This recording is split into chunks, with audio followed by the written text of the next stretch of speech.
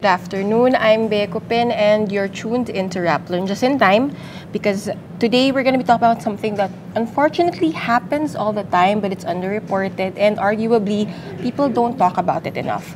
So welcome to today's Safe Cities discussion on reporting cases of sexual harassment.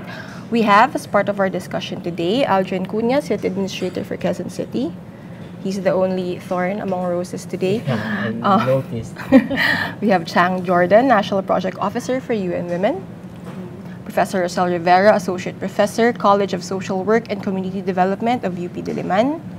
Police Senior Inspector Joanna Santos, Chief of the QCPD District Women and Children's Protection Desk. Clau Yagyagan, Developer of DLOC. We have Kyle Alain and Jocelyn Foliero. They'll be talking about their experiences later on. So I guess let's start from the basics. What is sexual harassment? People might not quite understand what it is. I will have to be straightforward here when you talk about sexual harassment, particularly sexual harassment in public spaces. It's a violation against human rights of women and girls. And when we talk about sexual harassment, we always say that there are three keywords that define or that makes an act or an incident a sexual harassment case. One is it's unwanted, unwelcome, uninvited by the receiver, and it is forced on, usually by the stranger. It happens in public spaces like streets, parks, in the alleys, and it's based on the gender. So we recognize the gender inequality, the power imbalance between men and women, because oftentimes, as reports would show, and based on our survey and our baseline data, 3 out of 5 women and girls experience sexual harassment in public spaces. And conversely, 3 out of 5 men and boys admitted to having committed it at least once in their lifetime. So we see here that sexual harassment in public spaces often targets women and girls, and it's coming from that power imbalance and inequality, and which may have been reinforced by certain stereotypes about men and women, girls and boys. Toxic masculinity. Yes, sadly. Yes. Back in 2017, we actually had a discussion in Rappler about sexual harassment. Ma'am, where have we gone since, I mean, it's a recurring conversation, but Actually, when you think about it, this has been hundreds of years. No? Of course. But I think we are now moving in a sense because a lot of women are more, there are more women's groups organized now, and there are more vocal organizations talking about it now. Because the first thing, the start is to talk about it, because we're in a culture of silence, they say. But since 2017, I think the fact that we have already been speaking with various local governments, and they are open. We are in a collaborative mode now, unlike before. There still is, there's still a lot of anger, but this has been hundreds of years. So the fact that we're moving, into a collaborative mode of women's organizations working with LGUs, working with different organizations, different groups. Rappler, thank you for even putting this on the public attention. So it has to come out. This culture of silence has to be broken. Right. Can you talk to us about what are the activities that have been going on, to educate people, to for promote one thing, these spaces? there are a lot of, for example, schools now who are talking about it in their classrooms. I think that's a very big thing. And even all different institutions on all fronts, they say, in a war against silence on violence against women, specifically sexual harassment. People are talking about it, and the discourses is going higher now. Unlike before, it's just like blaming. But now people are trying to understand, also how people are conditioned to even, like Chang was saying, that 3 out of 5 men admitted, But that's now that's even a scary statistic. Yeah, that's more than 50%. Yeah, right? but because that's a whole conditioning of hundreds of years of different institutions. So how do we to break this cycle. Yeah, we say. if I may add, that is why we really work with city governments like Quezon City to show how it should be done. You know, Quezon City has been the leading city as our pilot city of the Safe Cities Global Program to show, especially in Metro Manila, how one, yes, we start with policy, and it has to be coming from the political will of the city mayor, of the leader in the city, and but it does not end there. It's institutionalized in their gender development programming. It's integrated in the whole development plan of the city, and I think the city administrator would be the one best to share it to us. Yeah. How it is reflected in the allocation of resources. Yes. So a plan without a budget is a joke. That's true. It's a cute dream, I guess, if you think about it. And maybe you can talk about also Women's Safety Walk. Oh, okay. So I was saying that I think we're now at a moment in our process of collaborative work. You know, we work with different institutions are working together, even though they don't agree on many things. But at least we agree that something has to be done positively to make our public spaces safe. So we did starting many months ago, but we've been speaking to different cities, no? So we started to speak to different local government units, and then we talked about asking them what are their policies on their level, and what is their database, no? Does the police records, for example, reflect this? Or maybe the police records have to be tweaked to be able to reflect it. Right. No, and at the same time, are there women's and or young girls organizations involved? No, and many things. No, so we had talking to heads of budget and planning departments of different cities. No, and then are they open to a safety walk? So that's it. No, because before we're always working from the outside. Pressuring from the outside, but now we want to work together, and we're saying so with the 6 cities we had a little tool, no, a guide, but the cities have their own way of conducting the safety walk. So we gather the city leaders, we meet with the mayors of the different cities. So we started with 6 cities, no, but Manila and Quezon City has already had many initiatives, no? Right. So the different cities, Metro Manila, and then after that they mobilized. We met, and they mobilized and planned how they would do it. So different cities also have different ways of doing things. No, we don't want to also impose, but we just give the guiding principles that we want to see which parts of the cities are not safe. So they are the ones who identify this based on meetings with barangay leaders, with the police, you know, and from these places, we had 2 safety walks. You know, they were identified around 5 or 6 places. So we have a team. Each team, safety walk teams, they had seniors, LGBT, young persons with disabilities, women who work at night, in teams who work, like we were in the city hall at night, you know, talking about it first, how we're going to do this, and they did it the night. So we have to know that how safe do women feel at night and in the day. So they were there in the night. We did it around 6 o'clock p.m. And so the next morning, there were the scenarios. City hall. Yeah. At 4 o'clock in the morning. So this is how serious cities are, you know, and the women that are serious about this. And then do it again, the same walk, you know, in these different places. So we have maps and explain exactly what. So the thing is, how do they feel that cities now are putting importance or confirming that women have to be involved in the whole designing of the program to address this issue.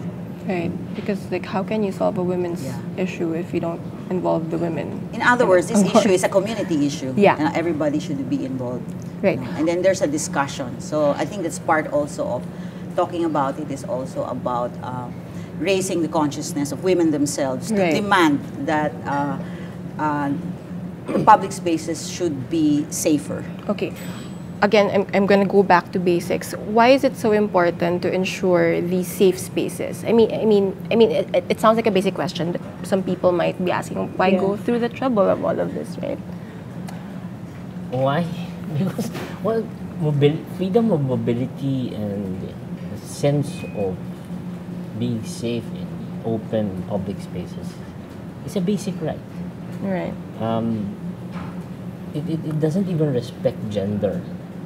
Safety does not respect gender. It's gender neutral, I should say. So everyone should feel safe when they walk the streets at night. Whether they're going to work or coming from work, going to or coming from school. You should be free from that atmosphere or sense of fear, being mugged, being harassed, being abused, being confronted by a criminal or what, or somebody who has ill motives against you. So your personal safety is very, very paramount, especially on the streets. Right. Again, sorry, this is just a basic question, but I think a lot of people don't understand, for women especially, like, bakit ba importante na, parang, di ba, parang bakit hindi ka safe sa lugar na to, or bakit feeling mo hindi ka safe? Parang, why is that? Parang, why is it that women especially sometimes feel more vulnerable when walking down a public, like a highway, for example, or a fairly busy street? Why is that? In the dark. Yeah, why do women feel more vulnerable? Yes. Also this is evidence-based. This is according to our baseline data and also according to reports. And we have women and girls talking about, when they talk about safety or being safe in public spaces, the biggest impediment is really the risk and fear of getting violated, especially as being sexually harassed or sexually violated. And there is a perceived sense of, there's a perceived risk, right, from the women and girls especially. But at the same time, we also see that women and girls do experience it on a daily basis. Right. So there is that risk, and this is felt by women and girls themselves. I mean, I myself would, on my way to work or on my way to like the market or to school when I was a student, experience getting catcalled or accidentally groped or touched in public jeepney or in the street. Right? So most of the time, it's really women and girls who are confronted with this experience. It's sadly relatable. Yes, and sadly, this has become an everyday experience, and it's deeply normalized in the society. And seemingly, there's that sense that it is dismissible. You know, it's not something grave or severe that people should just tolerate. And for many women and girls, one, it affects their sense of security, sense of safety, but also their well-being, their mental state, their emotional or psychosocial state. And that's what we say, like even with Quezon City government, when we talk about how can we help in improving the safety of the city. And we shared this findings of the baseline study, and we shared like how can we ensure that women and girls will not be violated in the streets, right, within the city, or will not get disrespected in the city. And that is why for many women and girls, we have our police officer here. It takes the whole village, as a professor was saying, because we need to challenge and transform the culture that makes it seemingly normal or dismissible or something or acceptable light. Even for some people. Yes. No? Just like brushing your teeth. It's so scary, that's one thing. Like it's being considered as something that is common, ordinary, and it's just something that we should accept. It's normal, and we say that no, it should not be part of our culture. The Philippine culture and society is respectful to everyone, regardless of gender, supposedly, but especially to women and girls. Siguro, yun nga, it's culturally, some people think it's okay, but it's not legally even. But ma'am, maybe you can expound on that. Like, ano ba mga batas or mga mga laws out there that protect women from sexual harassment, particularly in public spaces? Actually, aside from the city ordinance na ini-implement sa Quezon City, marami din mga special laws na nagpo-protect sa women and girls from all forms of abuse and exploitation, such as the Anti-Rape Law, the Anti-Sexual Harassment Act, the RA 7610 for children, and when it comes to cybercrime, meron natin po tayong mga laws that can protect women from exploitation. And all these are being implemented by the Women's Desk of the Philippine National Police, as well as the in the entire Philippines. Ma'am, sa experience niyo po, ano po usually yung cases that people report? Or ano yung mga tinutugon sa office niyo? Actually, most cases na hinahandle ng Women's Desk are RA 9262 or the Anti-Violence Against Women and Their Children. Right. Partners ang mga usually involved dito. Right. But usually, ma'am, pero may mga cases din of sexual harassment. Yes, we do have, and rape cases as well as violations on child abuse. Right. May nakita po kayong difference? Like, since in Quezon City, the ordinance was passed, like, may difference ba in the number of people reporting or at least inquiring na like, does this fall under sexual harassment? Actually, so upon the implementation ng city ordinance way back in 2016, meron na kaming nahawakan na mga cases dito. And ang pinaka ano nga sa lahat, yung sensational is yung involvement ng mismong mga personnel ng QCPD way back in 2017.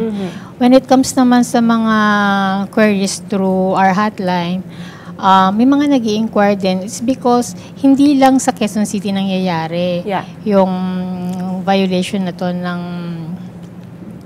sexual harassment in public spaces, maging sa ibang lugar. Kaya lang, the problem is, within Quezon City lang kasi namin pwede ma-implement ito. Ang maaari lang namin mai-advise dun sa mga tumatawag is for them to directly put on record yung complaint nila sa mga Women's Desk kung saan nasasakupan yung pinangyarihan ng insidente. I want to focus a little on the ordinance in Quezon City. It's 2 years, turning 3? Turning 3. Turning 3 years old. Can you tell us about it or the story behind it? Paano siya na, diba? Paano, I mean, how it happened? That's going to be a long story. Shortened version. I'll give you an abridged version. Yeah. Quezon City is part of the consortium of Safe Cities under the United Nations Women Program. Yeah. And when we attended the Global Leaders Forum in India, we were asked to put on the table our contribution to Safe Cities.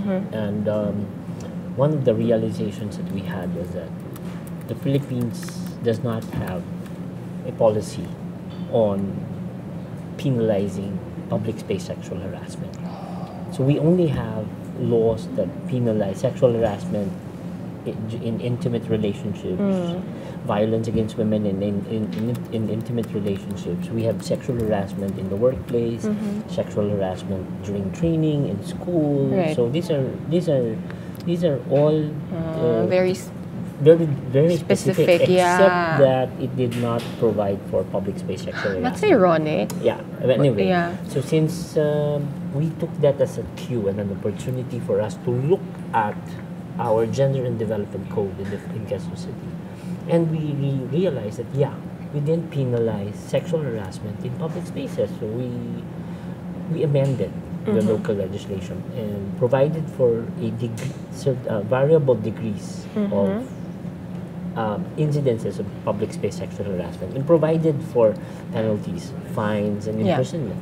Yeah. But that is not meant to actually clog up the jails, but actually to serve as a deterrent for potential and would-be harassers in public space, that it is going to cost you if you intend to commit public space sexual harassment in Quezon City. Right. So we started the campaign with the tagline, "Magastos, mambastos sa QC." It caught up. I remember that, You yes. remember that? Yeah.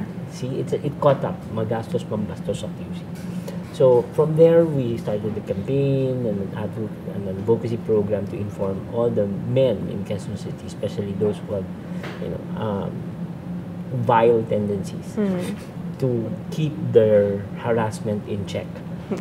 No, their potential to commit harassment, public space harassment in check, because it's going to really cost them, financially, even jail time. So that's how we contributed to the global campaign, because after that, when we reported back the following year in Mexico, during the next round of the Global Leaders Forum, our colleagues in the international community were amazed at the pace by which Quezon City was able to pass the ordinance.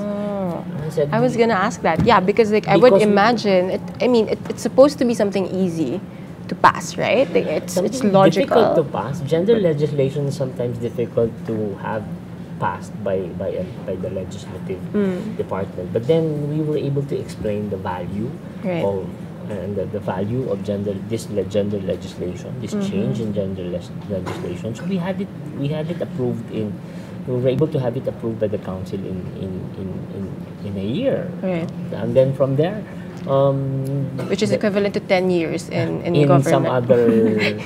In some other bodies. But when you think about these changes, like in Quezon City, we set up the women's desk in the late 90s. We started with a pilot desk in Quezon City. So we worked with really a long then process, Vice it's really Mayor Charito Planas.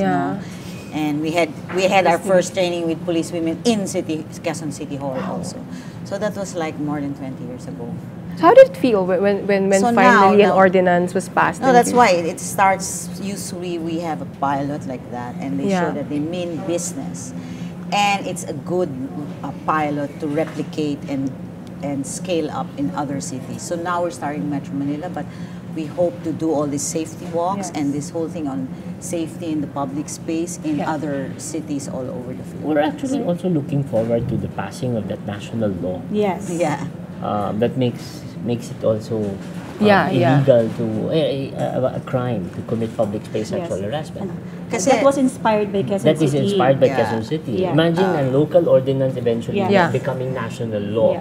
So public space sexual harassment being a crime started in Quezon City. This was nurtured, taken care of, born and bred in Quezon City. It is now being studied, and hopefully the Congress of the Philippines will pass that national law before the term ends this 2019. Hopefully they must do the numbers. Women in the movement are always stressing that law is only one space. So you have to in all spaces, like in the planning and the budget, like I was saying, the resource allocation, in the women's, in the local organizations, everybody has to push, to make this not normal.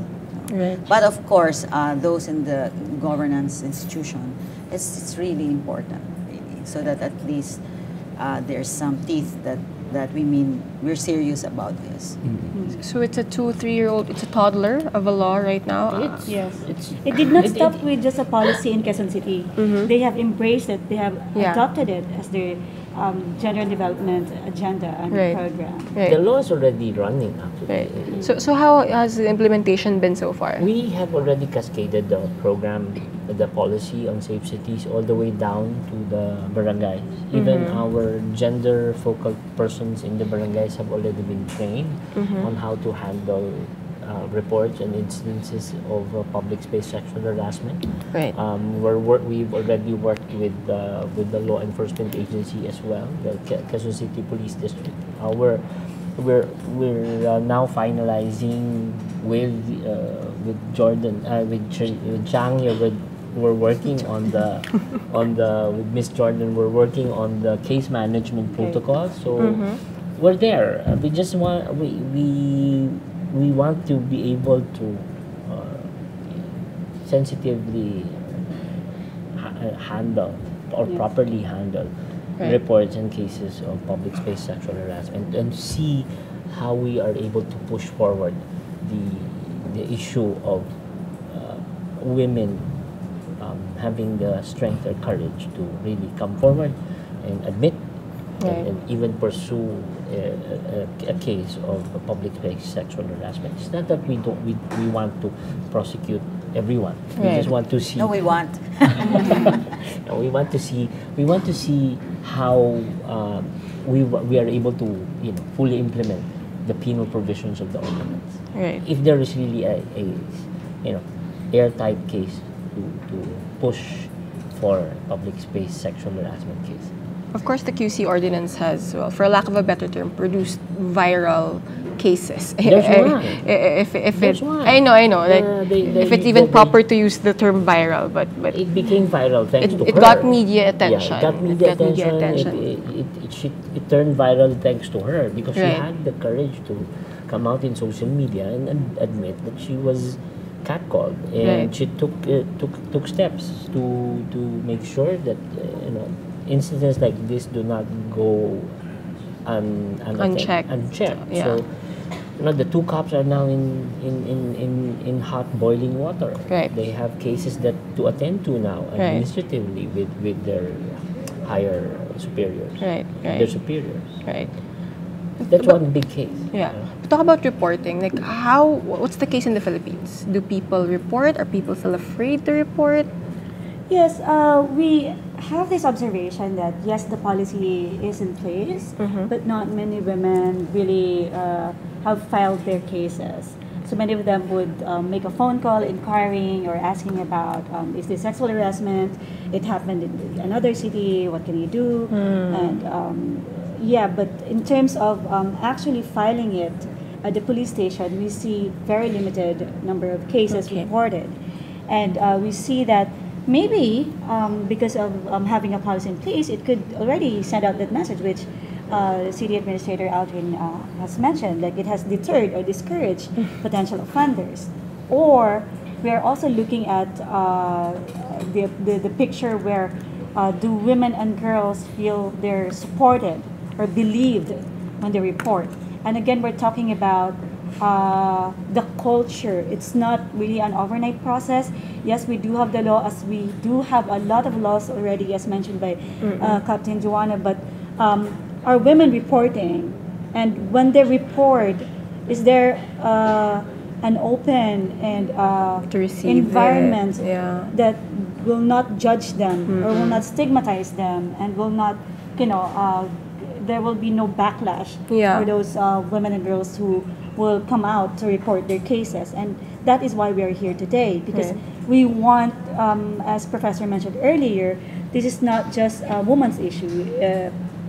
City Administrator Aldrin said that safety is everyone's Right. issue. Right. So when women and girls are not safe, the environment or the city is not safe. So if women or girls do not feel safe to report, then that is where we should really work on Right. together as a community. And again, it takes the whole village to make the community safe. So yes, in terms of reporting, we see quite limited number of reports, but we want to encourage women and girls and the whole community, bystanders, witnesses, police officers, traffic enforcers, barangay sweepers. To speak up. Yes, to report and help the women and girls Right. when they witness it. We need everyone to be an active bystander. Right. And that is why also Quezon City had this innovation with the aid of technology to Right. encourage women and girls Right. to report. That's a very good note. You need someone to believe you. Yes. To actually support you and believe you when you do report these cases. We're actually joined by two people who I'm not using the term lightly, but we're brave enough to report cases of sexual harassment. Kyle and Jocelyn, can you share with us your experiences? Concern ko lang po dun sa law, sa ng batas. Paano po kung if ever na may batas nga po tayo, pero yung magre-report ka po, malayo ka naman sa lugar ng police station, ganyan. Paano po kung nangyari na yung incident na sexual harassment para sa aming PWD? Paano po yung gagawin namin if ever? Kung malayo daw. Gaya po yung nangyari po sa akin. tagal na po yun. Pero hindi ko pa rin po matanggal sa isipan ko kasi first time ko po. Yun nga po yung nangyari sa amin. Hindi pa naman yung boy na yun, hindi pa naman, naliligaw siya sa akin, pero hindi pa kami. Pero yung gusto niya mangyari, may mangyari sa amin nung day na yun, nung araw na yun. So, wala akong lakas ng loob para mag-report kasi nga malayo yung area namin para sa police stations.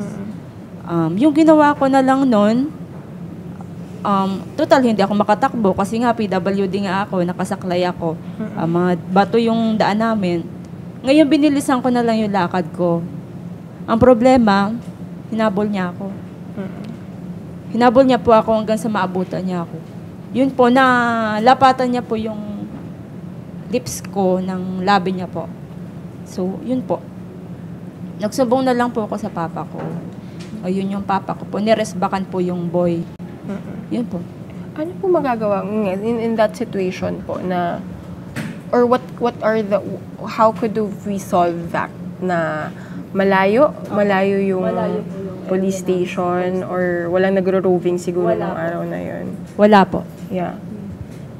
I think that's why technology can really be a good aid because if she has access to if she has phone, she can text an easier way, I yes, guess, or call the hotline or text someone, her friend, her family, to get someone to help her from the police station.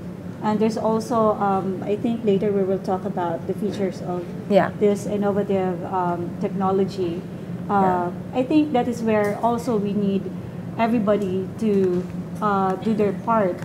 Kasi Jocelyn, when it happened to her, if there were other people who witnessed it and who were there to help out, then it may have prevented that from happening. And also, of course, in terms of infrastructure, I think what Quezon City is doing, for example, is improving street lights and adding more visibility of the police, adding more police officers stationed in all the areas, if possible, especially in high-risk areas. Right. Ma'am, I think it also raises an interesting situation na parang as women, you're already vulnerable, to these incidents. The PWD, parang how do you? I was listening carefully. That's it. Because women's organizations have been in this movement against violence against women for more than 3 decades, at least here in the Philippines. And for example, like you were saying, intimate partners, what they do is, but now in barangays they have sessions on the laws, on the RA. They have barangay meeting. Yes, no, they have sessions where they explain the laws. This exists. Where, what to do step by step. And this is all around the country. That's how far the women's movements have pushed the government to first to pass that law and then the ordinance. But in the case of the in the community, with technology, they also have ways to make noise. Like usually they know the law. Yung kasarola, tutugtugin, and scream, but that's it, even after, that's it, So the first step is for the community to know about the problem and how to address it and to say that it's not normal. So that's really the first step, and through education. And the second is if you have responsive people in power, to like the police to help, and the barangay officers, but again the neighbors, even the neighbors themselves, but that's it in big cities, not only in the Philippines, everywhere, big cities, you don't know who your neighbor is, so he was already dead for 3 days, you don't even know. That's also true. That's the nature of big anonymity. But now, since in neighborhoods there are local organizations. That's it. That's the exciting thing about Philippines. We're very relational. We are. make sure that that's why when we did the safety walk, we met with the barangay, with the local organization. You'll be surprised. There are many local organizations in communities, church organizations, youth organizations, school organizations. Yeah. So that's it. The more these people work together, no, so that Jocelyn could have also your neighbor, for example. Are you a member of a local organization? Yes po. See, so yun, no? Or even in the church, di ba? Yes po. Pero yun, kailangan rin natin i-educate yung organization kasi quiet nga eh. Yeah. No? Lalo na Yeah. yung church, hindi, pag magbalikan na lang kayo, no? Yung mga bata, paano na, no? So, kailangan pag-usapan. Yeah. No? There's no hard and fast rules for this, but the thing is that people are talking about it, are working together and organizing themselves how to address this as a community. Yeah, but that's interesting that you have to awaken the community in a way na, hey, you know, responsibility nyo rin ito in a way. Like, it's the community's responsibility to look out for the girls and the women in the community. Kyle, your experience also. I am Kyle Sophia Alain A. Orantes po from Quezon City. I am also a member of SciTag po. Before pa po, hindi pa po ako member, tapos hindi pa po ako masyadong na-educate about street harassment. Lagi ko po yung na-experience as in everyday po na pagpapasok po ako sa school. Kasi po, bago po ako makarating sa school, pagbaba ko po ng tricycle, lalakad pa po ako papasok kasi papasok po yung school ko. And then, may mga construction worker po dyan na tambay-tambay na ano. Tapos, naka-uniform po ako, tapos bigla nila kung ano nung tatawagin nila sa akin. Noong una po, parang pinabayaan ko lang, natakot ako kasi di ko pa naman po alam yung gagawin ko eh, wala pa po akong alam. Tsaka, syempre, papasok pa po ako sa school, parang di ko na nung po muna inintindi. Tapos nung halos araw-araw ko na siya nararanasan, ginagawa ko po, sinasaway ko na lang po siya na, o kaya iniirapan ko po ganun. Tapos dinededma ko na lang din para malaman niya na hindi ako komportable sa ginagawa niya sa akin. Ganun. You know, what strikes me about that is parang sobrang common siya. Alam mo yun, parang feeling ko halos lahat ng babae have experienced that. Why do people think it's okay to catcall? Well, others would say it's an expression of admiration. Yeah. Many would say like no, we just want to say good morning, or we just want to say like you look beautiful today. Or, I like how she's. yeah, but what we're saying is maybe that's from the message, the one sending the message.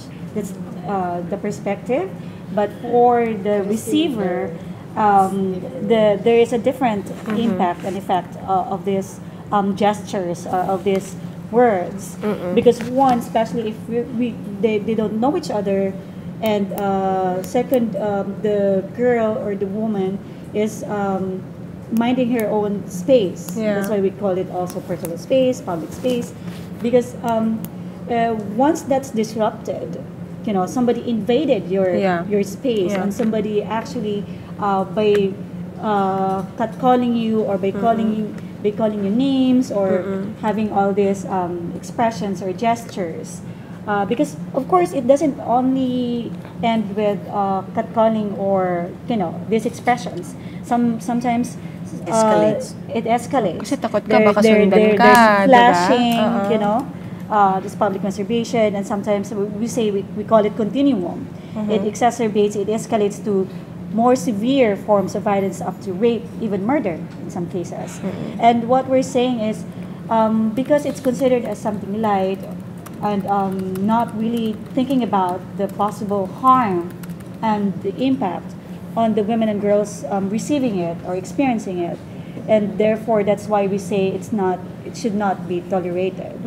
And that is why our call and our message is really to say, as Administrator Aldrin would say, don't do it to potential offenders. Kyle, paano mo naman na-handle yun? Kasi parang hindi ko ma-imagine, parang pupunta kang school, tas araw-araw parang may ganun kang kailangan i-deal with, di ba? In her mind, sinasapak-sapak na yun. Nung una kong na-experience yun, parang sabi niya po sa akin, uy, babe, ang ganda mo naman, ganyan. Tapos parang sabi ko sa kanya, inirapan ko po siya, tapos sabi niya sa akin, ang sungit mo naman, sabi niya sa akin. Parang nakakaano po, sobrang nakakabastos po nung ginawa niya kasi parang ang nakaano ka na nga tapos sabihan mo pa ng ganun. Yeah. Parang hinahayaan ko na lang po nung una. Tapos, ayun po, natuto na din po ako magsumbong. Kasi yung school naman po namin, malapit lang din po sa barangay. Yeah. Kaya nagsusumbong din po ako sa BAW po, sa Women's Desk. And it's scary how, like, someone so young like her, di ba? Parang may expose ka na agad to something. And she was even younger when that happened, Opo. right? Yeah. 16 pa lang po ako. Can you, I mean, it's I can't even, like, or for Jocelyn, di ba? Parang sa space pa ng bahay mo or sa area where you live, nangyari to, di ba? Near. Yes po. So, like, how do we solve that? How do we, is it solvable? Or how do you inch towards solving that? Solving it. Preventing, Preventing, deterring. It works both ways. Yeah. It works both ways. The potential offender will not dare commit if they know that women are willing and ready to stand up for their rights. Right. And that they will push forward the issue of prosecuting public space sexual harassment. Right. So if there is no offender, then there is no public space harassment, sexual harassment. Then there's no need to prosecute anyone. So it's just a matter of mutual respect for everyone's space. Hold on, I want to focus on what he said. Na if there's no offender, there's no sexual harassment in public spaces. Because if you read Facebook, people tend to shame the victim a lot. I mean, I'm sure nababasa nyo yan din sa Facebook, right? Na they blame the women. Yes. And I'm sure that makes reporting even harder, right? Yes. Because for some reason, ikaw yung may kasalanan kasi naharas ka. And ayaw mong lumantad para kasi isumbong. Oo, kasi nahihiya ka. Ikaw pa yung Ikaw masama. yung sasabihin, malandi ka kasi. Yeah. It's like double victimization in a way. You invited, this thing to happen to you. Right. The challenge really is for a woman to, stand up for her rights. Yeah. Contextual yun. Yeah. This is my expression. I'm happy with this, so respect it. Yeah. Right? Yeah. And I felt violated by your gesture. Yeah. Jocelyn wasn't so lucky because medyo malayo yung police station. At least, kasi And may mobility challenge. Yeah, may mobility challenge. But at least for Kyle, there was a barangay station nearby, right? But how do we make it easier for women to actually report cases or for the community to report cases? Pasok mo si Cloud. We seg to... No, but because 2 years ago, there was a hackathon, right? In Quezon City.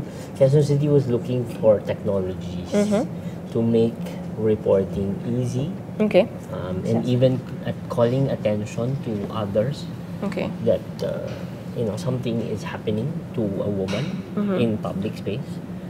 So when we went to Mexico, the city of Mexico gave away whistles. So we thought whistles are too old school. So we wanted something high tech. So we went to a 24-hour hackathon where we asked millennials, especially the millennials, the tech-savvy people, to help us develop an app. Yeah. An app, a technology where it can easily be downloaded by women and it can be shared. They can use it, they can report, they can call attention. Everything is supposed to be in that app. And we had several participants, 20, 30 of them were there for one entire 24 hours. No sleeping, no eating, no taking a bath, nothing. They just had to work with their laptops and come up with an app. Yeah. And luckily, from among the groups that participated, one had to emerge really workable. And Cloud came out as the shining star there during the hackathon. So I know it took a while for her to develop the entire proof of concept and then the innovate how to really take out the bugs and all. Now that her app is ready, I think it's about time that her app Yeah. should be launched. So I think that's the perfect time to cue to Clau Yeah. to talk about her app. And thank you for that. And yeah, actually, that was 2 years ago, and parang I, I, I, I can't remember where I saw the ad or the invitation for the hackathon. Facebook. Yeah, probably in Facebook.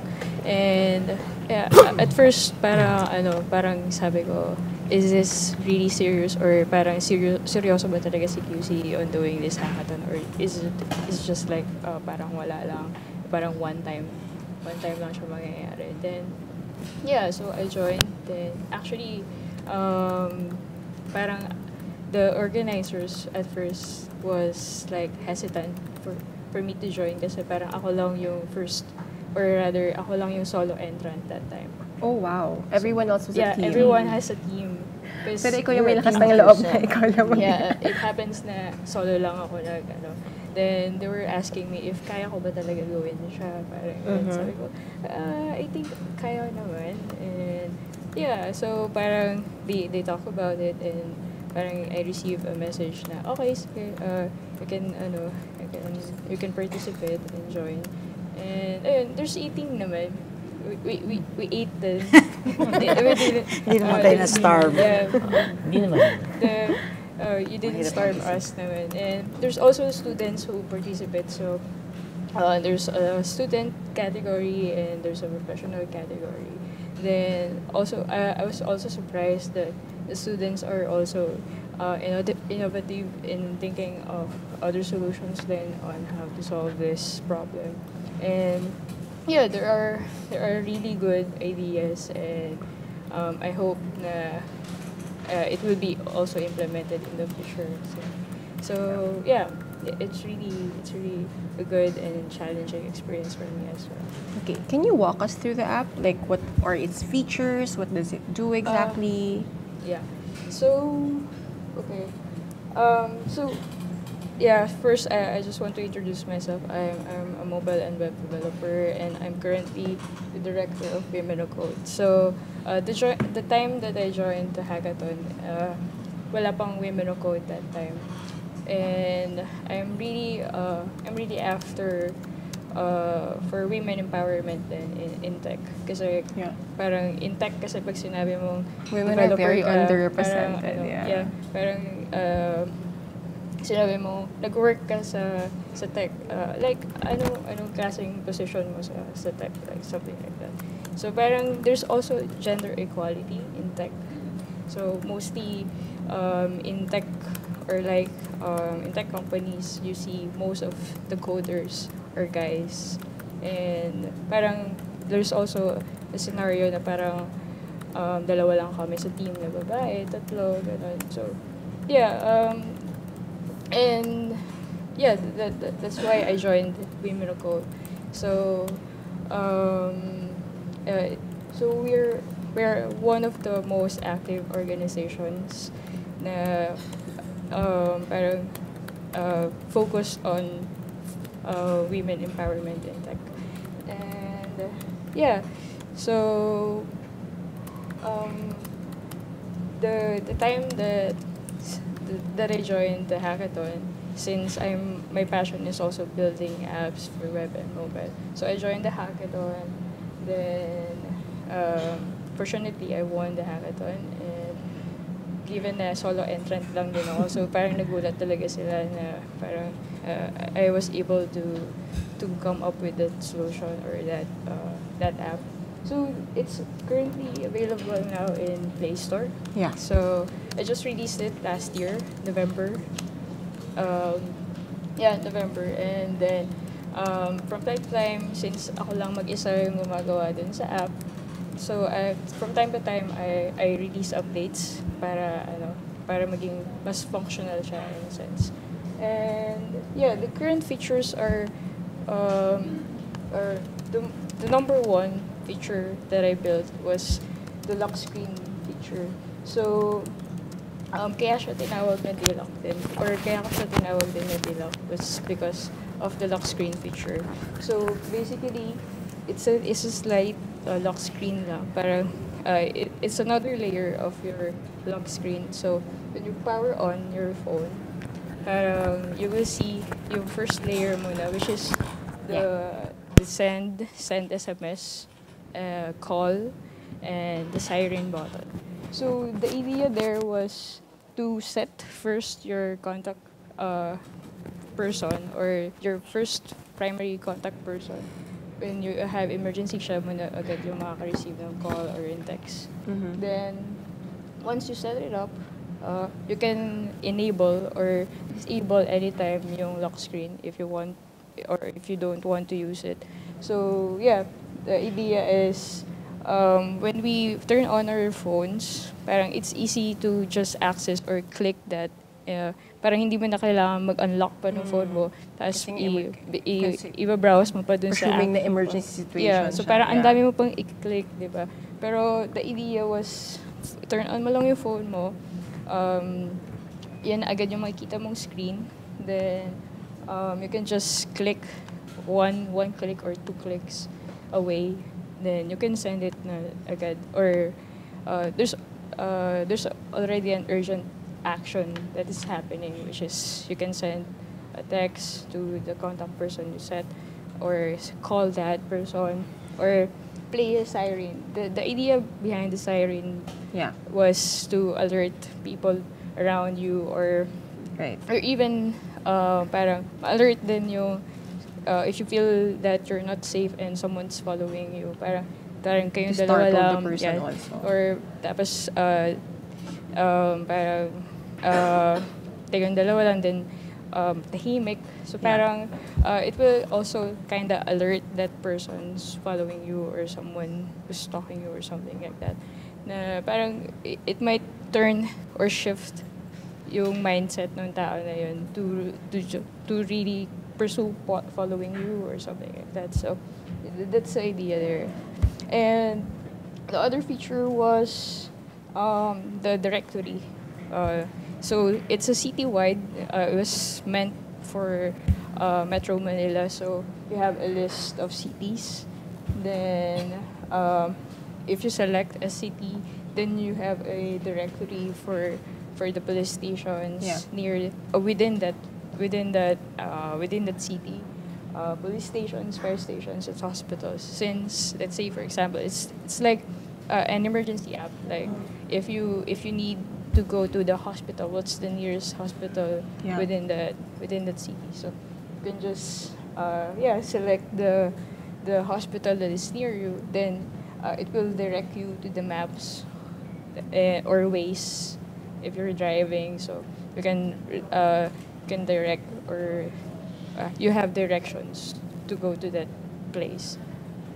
And the other feature was to share your experience or to report. That's the idea there was, if you experience or witness an incident, you can just report it and send more details about it. So it also integrates the community. Yes. If they want to. Yes. Yeah. So ideally, the idea here was to be able to share your experience or what you witnessed. Then, if possible in the future, there's an actual response team that can go to you, or like a community that can help you on that given situation. So you can select what type of incident happened.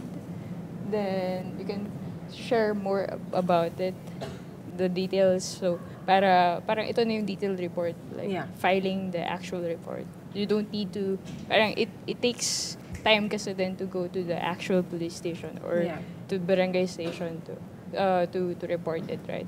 So parang it's like a summary. Parang it aids then dun sa need na kailangan mo pang pumunta dun sa ano. So parang in a sense, you have this access to reporting what incident you experienced, and it will also serve as your official report that you can share to the actual person in charge of it. And yeah, in the future features are meant for really building the app with the help of other people or like within the community, because like what the others are said, it takes a village to really build a community.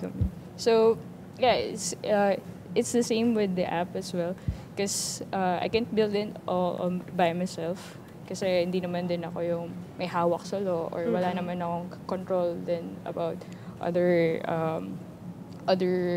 things that is related to this app. So it really takes a community and other group of people to collaborate and share more insights in building this app. So yeah.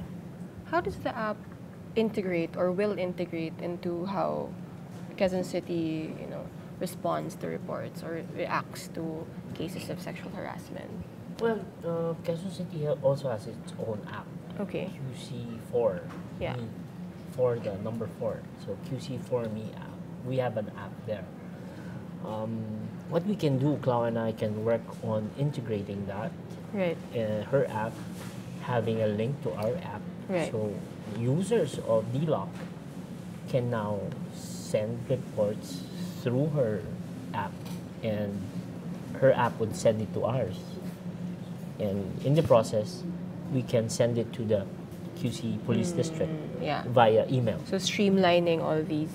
In that way, we provide the user of DLOC an avenue, a seamless avenue to use her app, going to Quezon City's app as a government entity, and then calling the attention of law enforcement. Yeah. That way, there's a report. Quezon City acknowledges the incidents, and Quezon City Police takes action. Yeah. Yeah. Yeah, what we're looking at here, Bea, is that is why we work with local governments such as Quezon City, because we want this app to be maximized and be integrated in the data collection or the database of the city. So we have again, there are challenges in terms of distance, mobility, and the presence of the law enforcement. But this one, the idea of sending your story and to someone, without judgment, without the fear of stigma, and it's your own space. You feel safe to tell your story, and in a way, what we're working out now at this stage is really how we can link it with the police stations, because of course, in terms of action, they may want just to share their story, just to register their story. Yeah.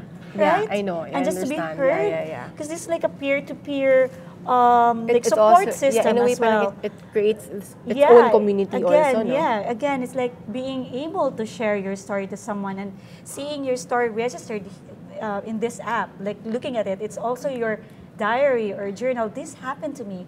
And you can also tell yourself like, yeah, and I'm able to survive it. Yeah? So it's also a way that it's a platform for women and girls to share their personal stories and to also share what they witnessed. Right. So this is also a way to encourage that people to report and share what they witnessed, involving the community and especially really encouraging active bystanders. Again, we're still working out the technology where we can have a command center, because of course it entails a lot of resources and really a very efficient coordination mechanism. But we are also looking at the police stations, our allies in the planning, budgeting departments to really invest in this innovative technologies that would aid the safety of the city and also to provide help when it's needed, when it's most needed, especially by women and girls. And also when we talk about services, as you can see, Clau in her app did not only include just the police stations, there's hospitals, there's fire station, because again, with what we did with Quezon City, it doesn't end with just policy. Of course. It has to be a comprehensive program and intervention. And it has to be integrated in the city development plans and should be resourced by the city budget. And that is why we're here in terms of services. We're also looking at multidisciplinary services. Sometimes women need to say it, to share their story, and we can provide psychosocial counseling. Yeah, so maybe we will update it in terms of the social welfare, the SWD offices as well. Give them a list of places where they can seek psychosocial counseling or health. For women-friendly and counseling. women-friendly counseling. That's what we're doing also with Quezon City. We are strengthening the case management system and ensuring that it is survivor-centered and gender-sensitive. Right. Maybe to wrap up this discussion, we keep talking about reporting, but we also have to deal with the reality that it's not that easy, right? Like, kahit nga catcalling minsan, di ba, mahirap din sabihin in public, even to your friends. Because sometimes even your friends can be kind of victim blamers. Na parang, bakit ano ba kasing suot mo nung araw na yun? So, what is our message to the public, the community, and especially younger women who might feel extra vulnerable, who are extra vulnerable to public harassment in public spaces? That's it. Violence against women, specifically sexual harassment in the public space, is a community issue. Right. And we're trying to build a community, a society which is like Sir Aldrin was saying, that is sensitive and centered on respect, rather than hierarchies and putting down people. Right. And so how do we do that? That's the thing, is that a person will only talk about and share if they have a nurturing environment.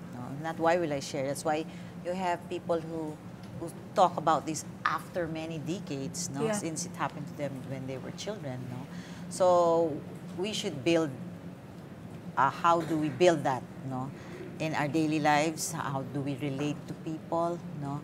And if we know people we can trust, how are we able to share information for these groups which can help people, so it's starting already with the app and the services, So I think that's the important thing, that people have the knowledge of their rights, and they have also knowledge and information where to go, and tools. who is not going to blame them.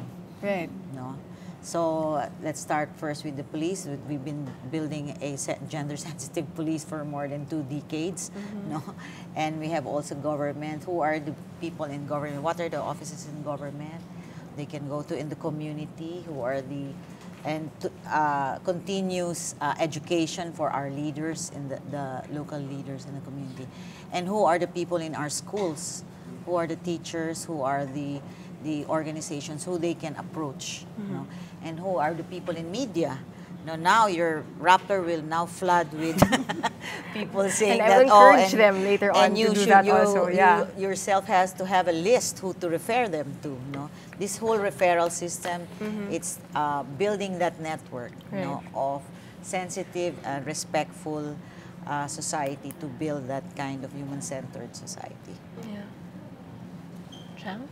Yes, we say that again, first, to all women and girls, it is not your fault.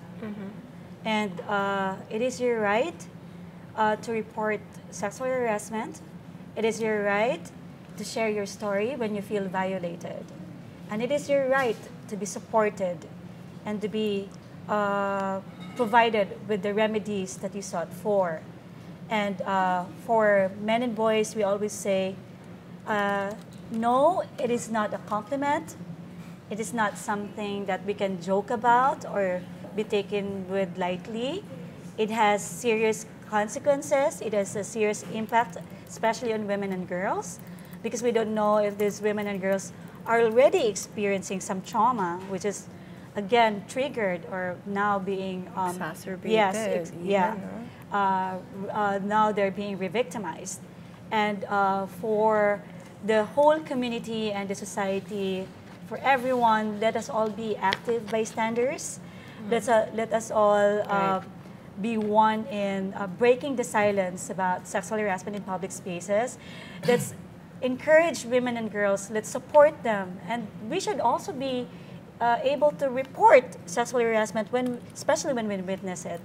Again, safety is not only the issue of women and girls, it's everyone's issue.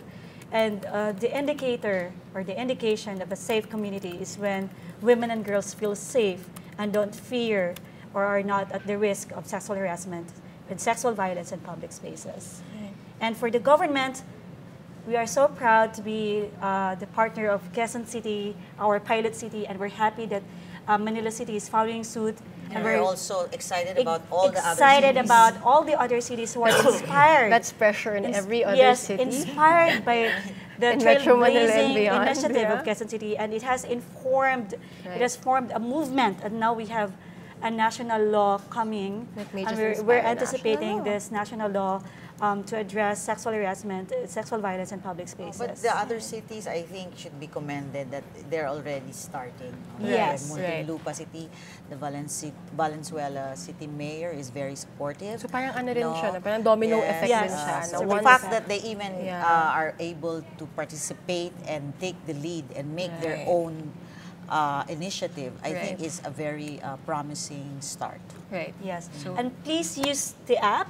Yeah. It's for everyone, and it's also play around with it so that make it your personal diary as well. Right? Yeah. So that's it. I think you have any parting words also? Well, Quezon City is proud of being part of that journey of promoting safe cities for women and girls, especially in public spaces. And we're also proud of our contribution to national legislation, and we're very excited to see the passage, the approval of that national law eventually. And Quezon City is proud that it is our legislation that eventually became national law. Yeah. And for women and the girls in public spaces, we encourage you to stand up for your rights, be able to have the courage to actually admit having been victimized of public space sexual harassment, and of course to take action. The government is always there. The police officers are here to assist. We're providing the mechanisms for women to express themselves and to also protect and promote their rights to equal opportunities, not only in work, in play, and also in public space. So thank you everyone who's watching right now. Thank you for joining us in today's Safe Cities discussion on reporting cases of sexual harassment.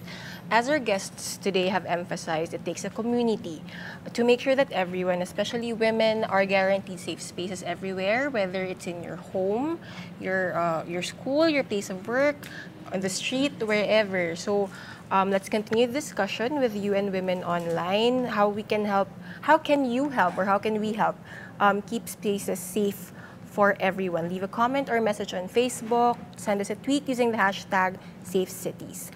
Download Klaus app and help her refine it even better, even more. So yeah, this has been Bea Gupin. Thank you guys for joining us. Thank you. Thank you.